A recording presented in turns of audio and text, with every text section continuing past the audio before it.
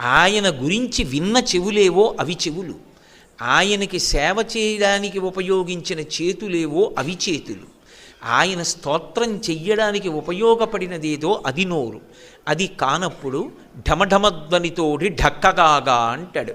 అప్పుడు ఆ శరీరానికి ఉపయోగం ఏమిటి?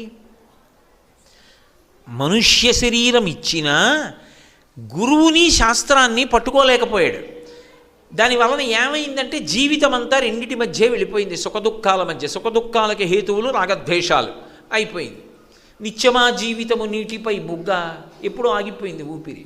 ఇప్పుడు జీవుడు వెళ్ళి ఈశ్వరుడి ముందు నిలబడ్డాడు.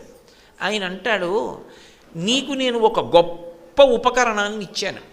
ఒక ఏరు వరదలో ప్రవహిస్తోందనుకోండి, వరదతో వెడుతున్నటువంటి ఏరు దాటడానికి నా దగ్గర డబ్బు ఉంటే ఉపకారం కాదు, పడవ కావాలి. ఒక పడవ ఉంటే ఏరు దాటేస్తాను.